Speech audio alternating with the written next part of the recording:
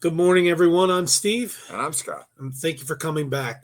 Together, we're Backyard Musings, broadcasting live, Apple Valley, California. Yep, we hope everybody had a great Mother's Day. Yes, yes, And we are the Science and Technology channel. right. Still. And remember, we're the messengers. This is a weird one today. Yeah, we do not come up with this information. We are just passing it on. This is a weird one. Yeah. According to a study conducted by the University of Bonn, that's in Germany, droughts caused the land in Germany to rise by 6 millimeters between 2012 and 2020. Okay, six. That's pretty tiny. That's about half, not even half of your pinky nail width. South Africa is gradually rising by as much as 2 millimeters per year, depending on the region. Until now, scientists believe this land uplift was caused by mantle flow within the Earth's crust. However, a new study from the University of Bonn suggests a different explanation. Droughts and the resulting loss of water are the primary drivers of this vertical movement. The findings have been published in the Journal of Geophysical Research, Solid Earth, on April 9th, 2025. Would you like to know more? Researchers have known for years that South Africa is rising thanks to a network of permanent GPS stations across the country. These stations allow scientists to measure both horizontal position and elevation with millimeter level precision using satellite data. That's cool. Yeah. Quote, this data showed an average rise of 6 millimeters between 2012 and 2020, says Dr. Machen Krager of the Institute of Geodesy and Geoinformation at the University of Bonn. It was also part of the university's transdisciplinary research area, Sustainable Futures. Until now, many researchers attributed this rise to a geodynamic process. They theorized that a plume, a massive tube-like structure carrying hot material from deep within the Earth, exists beneath the region. The upward pressure from this plume could cause the Earth's crust to bulge, explaining the observed uplift. Quote, however, we have now tested another hypothesis, Corrigar explains. We believe that the loss of groundwater and surface water due to droughts may also be responsible for the land rising, end quote. Interesting. Working together with Christian Melke, Dr. Helena Gerdner, and Professor Dr. Jürgen Kirsch from the Institute of Geodesy and Geoinformation, Krager investigated this theory in the recently published paper.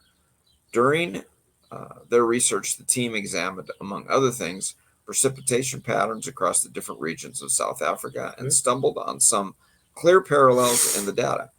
Areas that had suffered severe droughts experienced a particularly pronounced land uplift. I wonder why that is. You'd think that as it would get soggy, it would expand. Yeah. But interesting.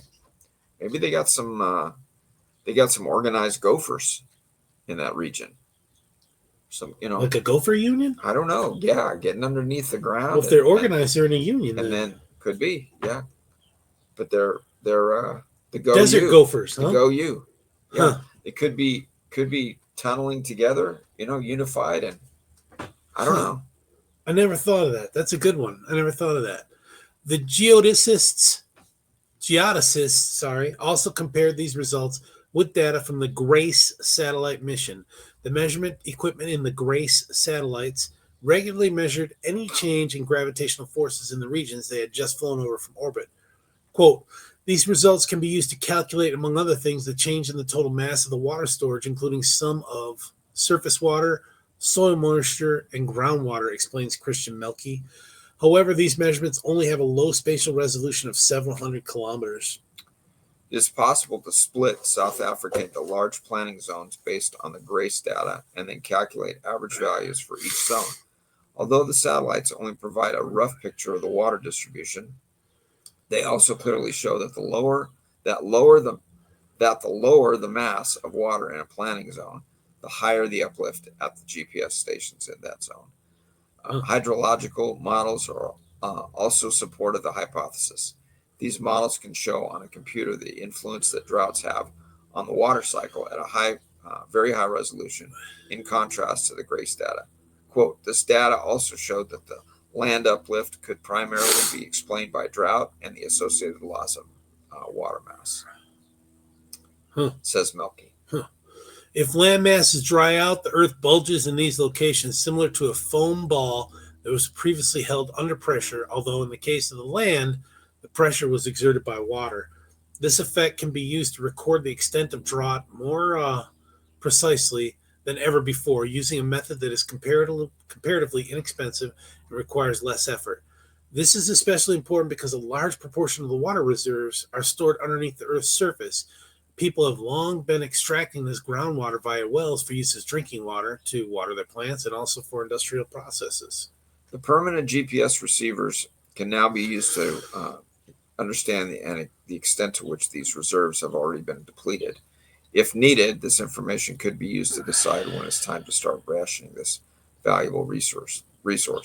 This problem is expected to become more serious in the future due to climate change, here we go, and the resulting change in precipitation patterns.